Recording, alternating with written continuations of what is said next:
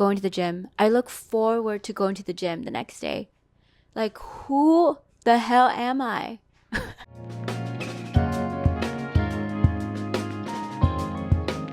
Hi everyone, I'm back with another video.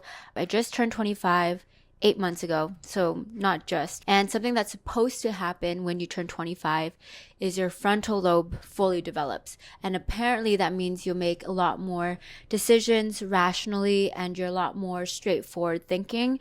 And so that's why a lot of people like to make their big life decisions and get their shit together around 25. But for me, I didn't really go through that change. I actually went through a lot of changes before I turned 25. And so when I was 25, all I really wanted was stability and things to kind of just stay the same and have some sort of routine. I realized like a few days ago that didn't really happen.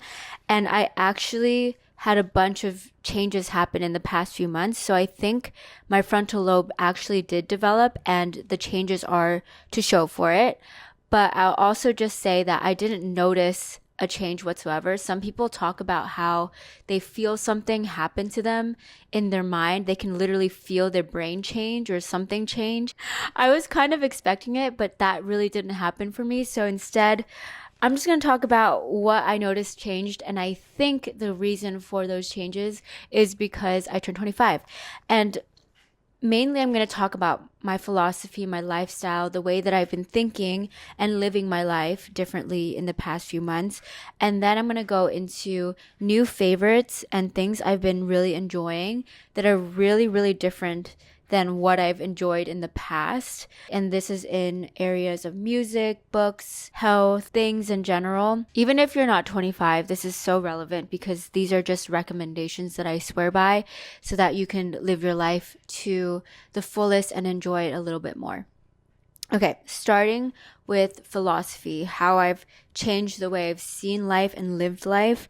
First is not thinking about how much I feel as much. In social media, talk about therapy, it's all about yourself and how you're feeling and tuning in to what you feel and doing something about it. But I realized doing that too much can be very harmful. If I based what I did off of how I felt, then I wouldn't go to the gym. I wouldn't go out as much. I wouldn't push myself to try new things. And those are all things that I wouldn't do because I wouldn't feel so great about it. And I'm like, oh, self-care, self-love, don't be so hard on yourself. Like, girl, sometimes you just have to go through the tough things because it'll bring so much more goodness, so much more that you couldn't have expected in your life. And this goes hand in hand with the second thing I want to say, that discipline is a form of self-love. And I feel like nobody really talks about discipline. I think discipline should be more emphasized. Do the tough things. Be somebody who gives themselves tough love. I think that's true love. There's a point where you know so much about yourself or you've analyzed how you felt so much that you keep yourself from living your life to the fullest. If you do think too much about how you feel, you're not going to be very disciplined. So this will make a lot more sense when I talk about the health category, but it has shown up so much in my life. I show up to things that I normally flake on just because I'm curious of the results, and there's always something more to learn. I've also been trying to get better at not projecting my expectations of what other people are feeling and thinking on others, and instead letting them be mature and show up and tell me how they feel. I am just tired of being a people pleaser. Being a people pleaser is a really cool thing to a certain extent. You're somebody who can be very tuned in and just very aware of other people and how they feel. And it is a really good quality. People who are friends with people pleasers are winning. Like, I know it from my perspective of not just being a people pleaser, but also being friends with people who are people pleasers. And I appreciate it and I can see what they're doing because I've been there before. But it's a lot and it's so tiring and it can sometimes take a chunk out of you. And I've just realized, you know what? We're all going through it, and we all have our own needs. And if you're not able to communicate with me, I'm just going to assume you have nothing to say, and whatever I'm seeing in front of me is how you're feeling. I'm not going to go dig in deeper than that, because I am my own human and I have other things to think about, and you cannot be taking a chunk out of me. So that is kind of how I've been approaching my life. By doing so, I save a lot more of my energy, especially when I'm interacting with people socially. And I've been seeing that actually show up a lot more, where I'm hanging out with people and I'm not as exhausted, because I just stopped caring as much about how other people feel when they're not telling me directly. I've also learned to not settle for mediocrity.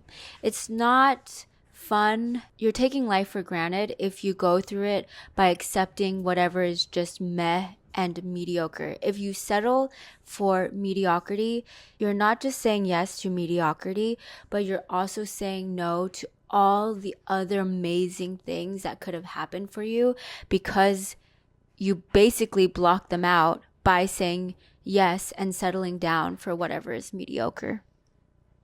And finally, this one's really hard, but I've actually been doing a really good job of practicing this. It's looking like a roller coaster right now, because half the time I'm really good at it, and then the other half I just like drop the ball. But I'm working on it. I'm trying to be really good at being direct myself and just setting my boundaries without explanation or feeling bad. I saw this Instagram reel about this girl talking about how directness can be correlated to rudeness, but that doesn't really make sense, because you can still be indirect and passive aggressive and still be rude. To stop being a people pleaser and how to be super direct in your communication. Number one is try to express the idea you're trying to share in as few words as possible. I love short sentences. It's the difference between, I'm not going to be available, but thank you, and, oh, I'm so sorry, I'd love to do it and all, but actually I have just like... Being direct is actually the kind thing to do. You're being respectful of other people's time, and people appreciate the clarity, trust me. Two, remember that there is no need to perform niceness. If you're a good person, then that comes through in your generosity and your actions and how much you're paying attention when other people are speaking. Being tender or people-pleasing is not nice. It's soft. Three, you know that joy you feel when you've made plans with someone and then they cancel at the last minute and you're like, oh, what a relief, I don't have to go? Okay, you could have that feeling right now. Just say no. Four, biggest misconception about being direct is that it means you're being rude. You can be rude and be indirect. You can also be direct and unrude. I think what people appreciated about that video is that I was extremely direct and explicit, but I wasn't being a dick. I stated the facts. If it's not paid, I can't do it. I won't have time. No disrespect to that team. I love them. It's just not realistic for me. And a bonus one, I hate to bring this up because it's annoying, but it is very true. Just remember, if nothing else, no man has ever second-guessed whether he was being too direct. Find a way to do it your way. Don't be rude. Don't be mean. And know that when you lay clear boundaries, you're telling people exactly how much they should respect you, and you're inspiring other people to stand up for themselves as well. Hope that helps. It just happens to be that in our society, we like to associate directness with rudeness when you're just being direct incorrectly. I know what my boundaries are. I'm super self-aware when my boundary has been crossed, but the fact that other people don't know that they've crossed the boundary / I just don't stand up for myself, I really feel like I let myself down. I'm sure a lot of you guys know exactly what I'm talking about. And in this case, I have been going to some parties here and there and just meeting new people. And normally I'm somebody who feels the need to talk to people and just like really show up. But recently I've been going to parties and I'm like, if I'm not in the mood, I'm just literally not going to talk to someone, and I'm just not going to be a fun person to talk to. And it's going to be very clear off the bat, because I don't want to waste the other person's time, and I don't want to waste my own energy and just stretch myself super thin when I know this is not what I want. And so with that explanation, at these parties, I've just been not talking to anybody, and I've been staring off into the distance without feeling insecure and feeling bad, because that is exactly what I need in the moment. I need quietness and to be alone, and not to force myself to be extroverted with other people. Same thing with making plans. I'm going to talk about this very specific story where the other day I was hanging out with a friend. We started randomly talking about different things, which led to them making plans and asking like, are you free to do this? Like, would you be down to do this? This is where I kind of practiced setting my boundary, but then also dropped the ball. There are so many times throughout the day where I was asked to hang out and I was just not interested because I've been so tired. I've been trying to make time for a lot of people in my life. And so being able to do so means that I have to say no to a million plans with one person. And so when I was hanging out with this person, they kept asking, and I was really good in the beginning by saying no, not explaining myself. Sometimes I would say no and be like, I'm really not free that day. But then there was a point where I kept feeling like I was saying no so much. I almost felt rude. And I almost felt like I didn't seem interested in spending time with that person, which is not really what it was. It's just the fact that I was not in the mood. I ended up saying yes to some of the plans because I felt so bad and I just felt so overwhelmed by how many plans were being made that day. And I remember in the moment after I had said yes, I was really, really mad at myself. I tend to beat myself down for the losses as opposed to championing the wins, which did happen several times that day when I did say no properly and did set that boundary. But I also still said no. So I'm working on it. It's a work in progress. But this is something that I genuinely have been focusing on being better at and just being like, I am not interested. I'm not in the mood. Moving on to new favorites, things that I've surprisingly have been enjoying since I turned 25, especially in the past few months. So starting off with journaling, I have a journaling practice that I really want to emphasize during this time of year, especially whenever seasons change. There's also a tendency to change as a person. The weather changes, the mood changes all around you.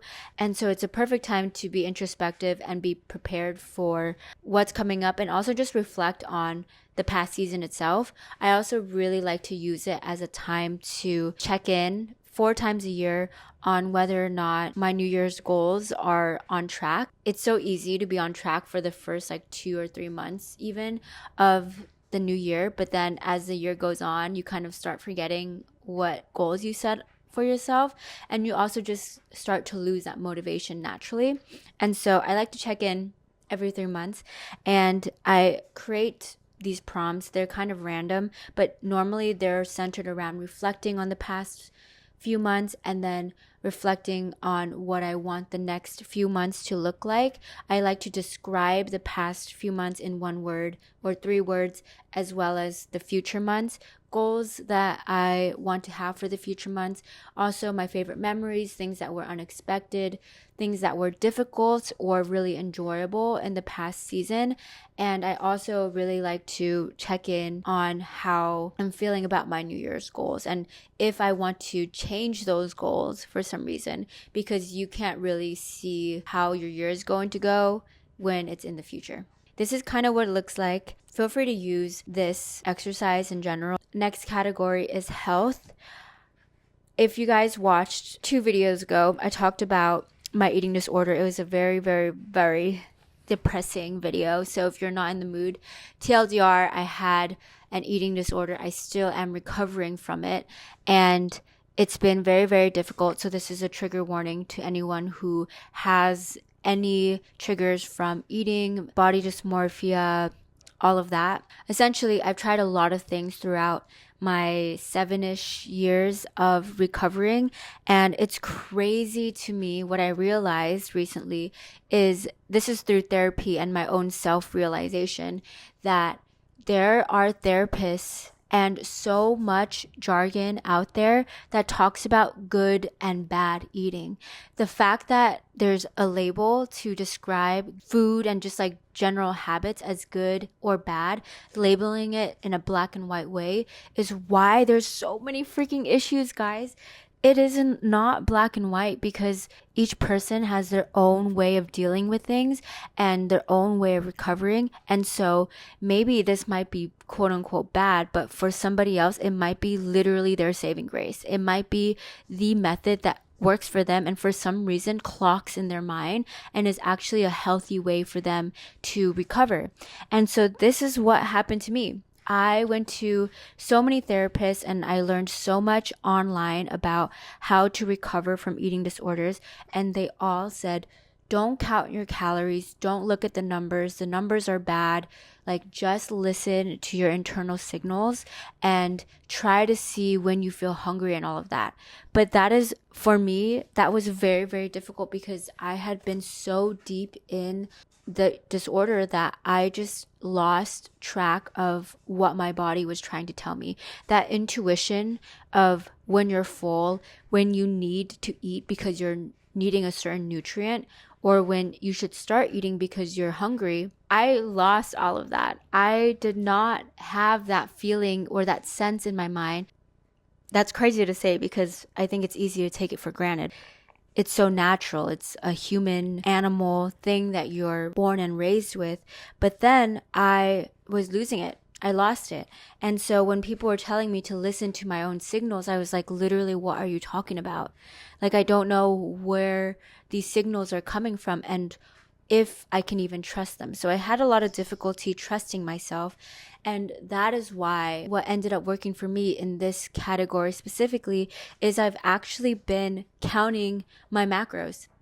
You can see right here in the corner behind me, there's a scale, and I've actually been adamantly using it.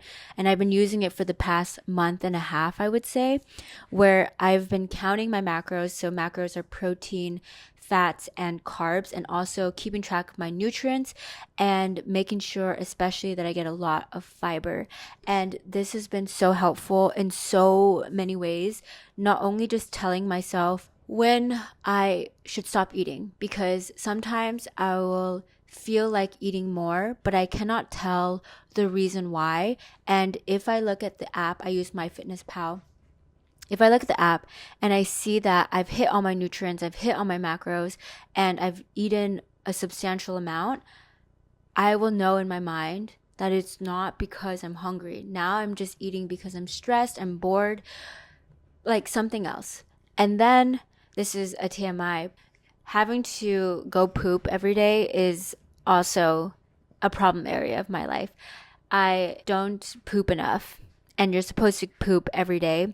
And once I started tracking my eating intake and just the nutrients and making sure I was getting fiber and everything, I started consistently pooping, guys. And it's crazy because this is literally what is labeled as bad and literally not allowed in the healthy relationship with food space. Also, in this area of health, this goes perfectly hand in hand with what I was talking about not caring as much about how I feel. I've been going to workout classes, specifically dance, very, very consistently. If you guys knew me, like literally a few months ago, you would be so shocked. I am shocked. I'm shocked. I cannot believe that I go to dance minimum 3 times a week. And not only that, I look forward to it now and I get sad when I don't go. Same thing with going to the gym. I look forward to going to the gym the next day. Like, who the hell am I? I love being active now. In the past, it was so difficult for me to get to the gym, so difficult for me to get to dance class. I would cancel almost every single one of my dance classes because I would just think about how tired I was. I would think about the journey it would take for me to get from here to the gym or here to the dance studio, and it would just deter me from actually going. And then I would literally cancel the class and I just wouldn't show up, and then I would feel like shit because I committed to wanting to go and I told myself that I would go and do XYZ thing, but then I lost integrity over time and I lost trust in myself because every time I would just lie. I didn't commit, I didn't follow through. And so it was really difficult for me to believe all the things I was going to say to myself. Whenever I told myself, I'm going to set this goal and I'm going to do it. I can do it. It was hard for me to believe those things when I couldn't do something as small as going to the gym every day or going to dance class when I said I would go to dance class. And these little things started adding up and I started losing trust in myself. I also was talking about this with my friend, but something that I found difficult about going to the gym and just being so healthy is I couldn't wrap my head around the health aspect, like the motivation behind it. I couldn't find that motivation. Like I wasn't enjoying exactly what I was doing. It was very, very stressful going to the gym or just in general going to dance studio. So then I was like, I don't know why I'm like trying so hard to not only be fit, but also eat so well. Like I don't see the point. I think it was the fact that I went to Dominica and I was doing a lot of naturey things. It required my body to be fully capable in order to finish off a hike, to climb certain rocks that are harder to reach, things like that. And so these little things made me realize that in order for me to do these things in the future and to be able to live my life out very actively without pain or suffering in a physical way, that I needed to work out in order to have that result. And once I saw it in action, once I saw the point, I realized that that is my motivation. Because it's one thing to say, oh yeah, you need to be healthy, but like for what if you're going to just spend every single day behind the computer screen? Like why do you actually need to be fit? Some people's reasoning is superficial, which is they want to look good, they want to be attractive to other people or to themselves, whatever. And that is one reason, but that also didn't work for me. But then what happened was once I started taking dance classes, I found my reason. I needed to be really fit to hit certain moves, to balance myself, to be able to jump off from the ground very quickly in order to make it in the choreo. And it just ended up turning into this cycle of like, I need to consistently work out. I need to consistently go to dance in order to be able to dance. If that makes any sense. Yeah, it's just really important to me that I'm able to do things that fit and really active people can do. I want to be able to do those things, and that became my motivation. I genuinely think this, plus also taking really long walks after eating, has been super good, not just physically for me, but also for my mental health. I think there's a bigger emphasis on dealing with your emotions through meditation. But then there's another component that I find more useful. I don't think meditation is as helpful for me. It is a way for me to physically move through an emotion. And I talked about this in other videos where sitting in an emotion feels very heavy and very just exhausting because I don't know what to do with how I feel. And it just feels like I'm just waiting for it to disappear. I don't know how long that's going to take, and I don't obviously have a million hours in my day to just wait around for my emotions to just pass. And so something that's actually been super helpful for me is to move through the emotion, working out the anger, like literally working through the anger so it doesn't sit in my body and feel like tense and weighted down. And instead, I push it out with physical exercise. And one last thing I want to say about this health category, it's just so important, guys. I could not be more surprised about how much better I feel. And it's only been a few months. I realized the happiest moments of my life, the happiest eras of my life were when I was most physically active. I have not been this active since maybe like high school / college. Surprisingly, my emotions, I still have a lot of those days, but I genuinely believe that my days when I do feel terrible, they don't feel like all encompassing. They don't feel like the entire world is ending, because sometimes it would feel like such a haze around me that I couldn't see beyond it, and I thought I was stuck and I was trapped. Now it's not that heavy and it's not that deep. Next is music. In this category, I just will give you guys some context. I love all types of music. My favorite is indie rock and indie pop. But more recently, I've been listening to a lot of international music. So music from different countries and different languages. And also, I think this is Afro beats, like basically islander music, some reggae. I'm one call away. No matter the situation, girl, I'm not sure.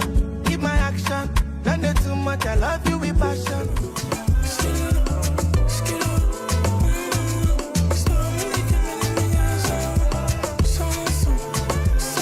Me say a prayer this morning.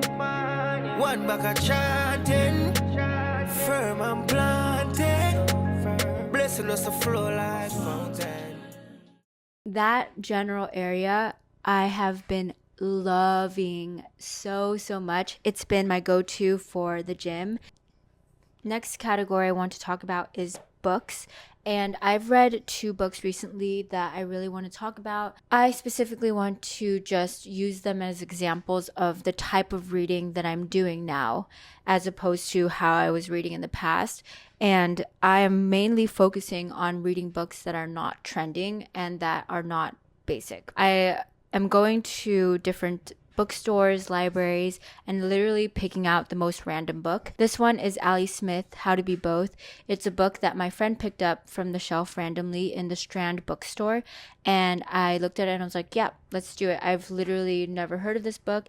It's one of her least popular books. It is so strangely written. I haven't read anything like this.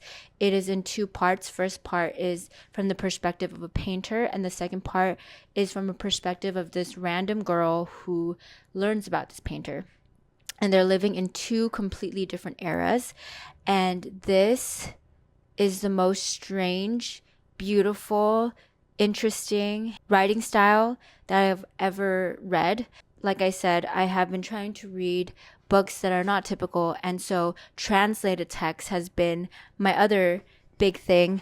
There's a lot of different ways that cultures see the world and experience the world and describe the world. And so beyond the American mindset and lifestyle, I've been really curious about how other countries and cultures see the world.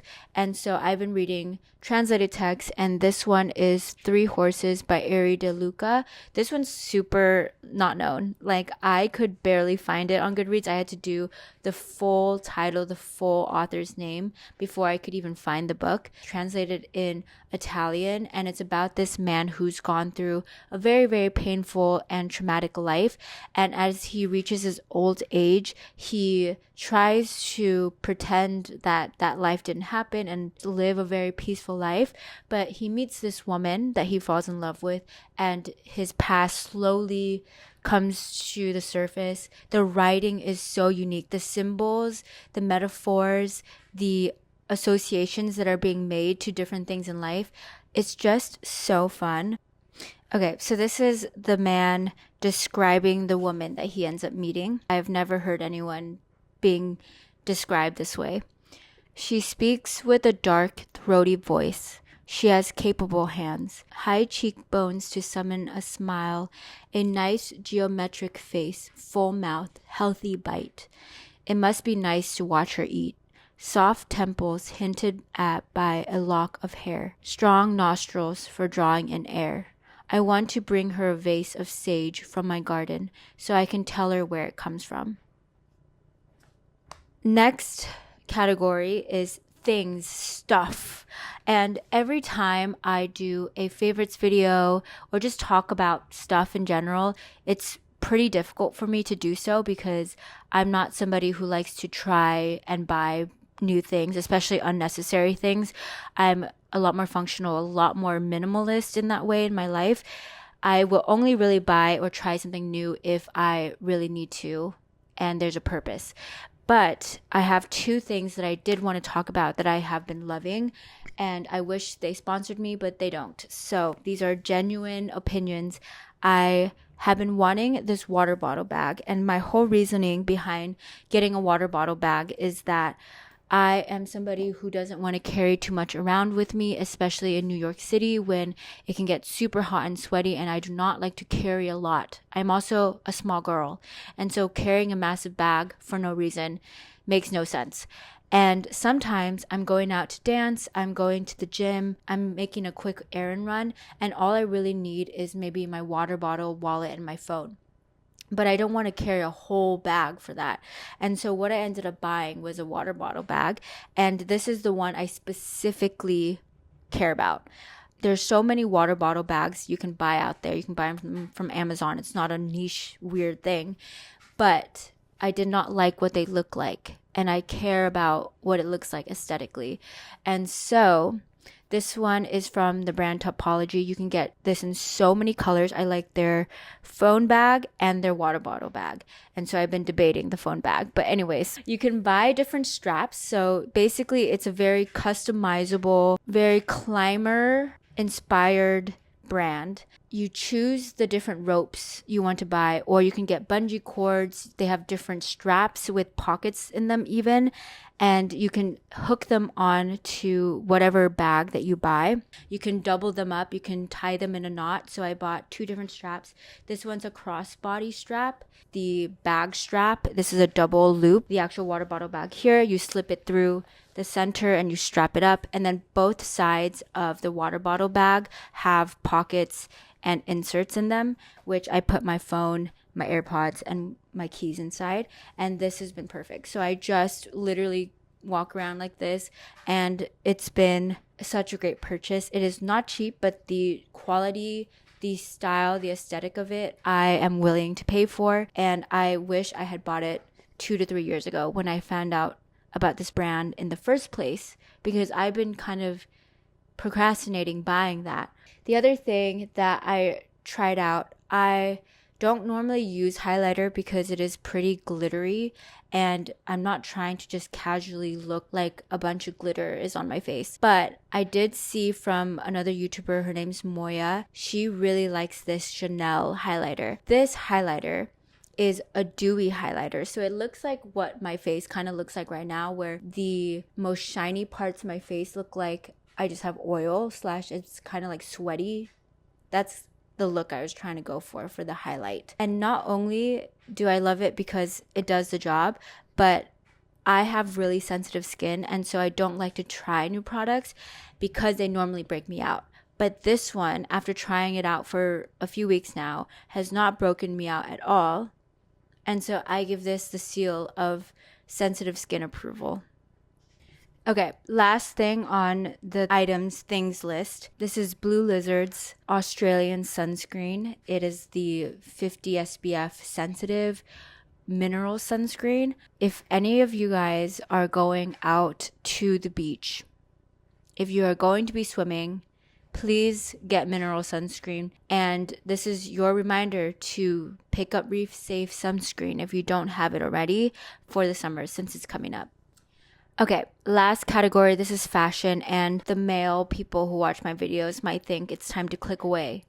It is not time, because my fashion advice / fashion favorites are actually applicable to both sexes, all genders.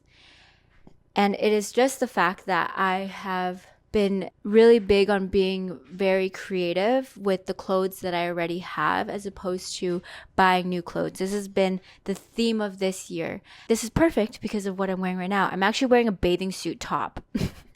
And I realized the other day, because my frontal lobe developed maybe, I could totally wear a swimsuit top as my sports bra. Like, the fact that the material of a swimsuit top allows it to dry so quickly is perfect for when you're wearing it when you're sweating and you're working out. And I was like, wait, I don't need to buy more sports bras now that I'm working out more. I could just wear my swimsuit tops, and it makes it even more worth it for me to have bought them in the first place. Same thing with my different skirts and shirts. I've been trying to layer them differently and just wear them differently, find different uses with them. I've turned some of my skirts into full-on dresses because they're long enough. I've turned dresses into shirts. And every time I have figured out a way to reuse and repurpose and restyle a piece of clothing, it has been so satisfying, not only because I didn't spend any money and have a new outfit, but the fact that I got to use my creativity, and it's like a little bit of a brain puzzle while I'm at it.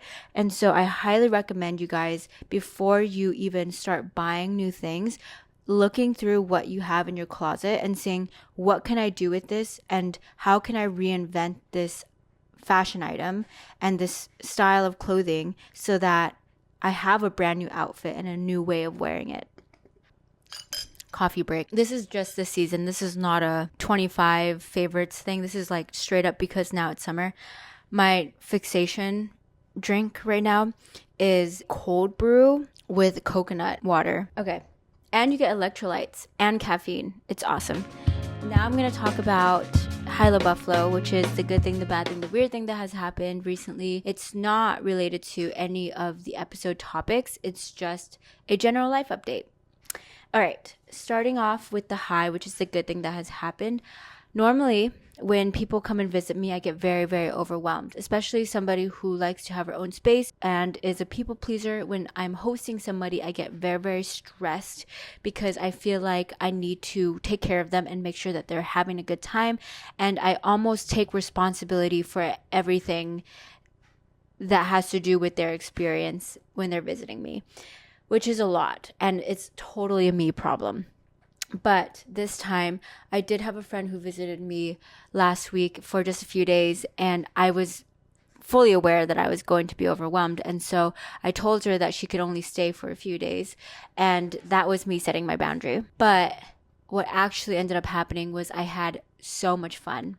I shockingly had so much fun, and I was so sad when she left. And I think not only was it because I got to re-explore the city, but I also genuinely think it's because she was such a good guest. She's somebody who's also very understanding. I felt very comfortable around her when it was quiet and we didn't need to speak to each other all the time.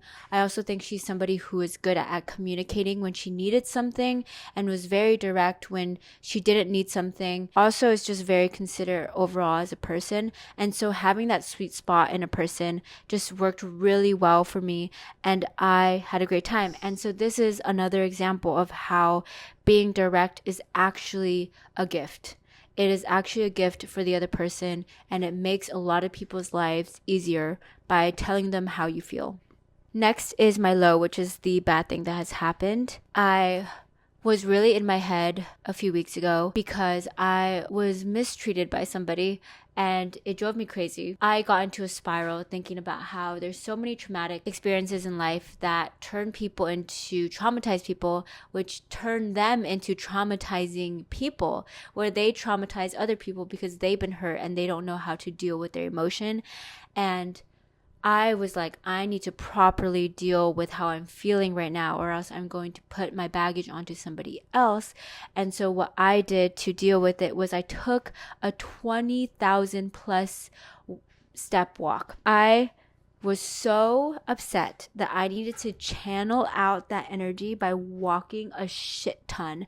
And so I walked for about 4 hours that day, nonstop through Central Park. It was beautiful, but I was very, very angry. I was fuming, and I just couldn't stop thinking about this cycle that happens where people get traumatized and then traumatize other people, and it's just a never-ending cycle until somebody decides to handle it correctly. But obviously, the easier way is to traumatize other people as opposed to healing yourself properly.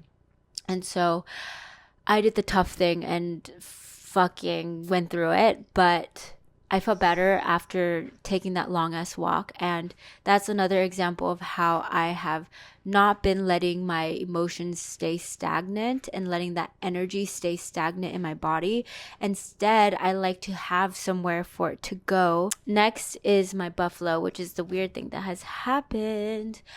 The weird thing that has happened, which is also kind of good, but not really for me. My brother has been looking for a job since he graduated from college, and he found a job, which is so exciting.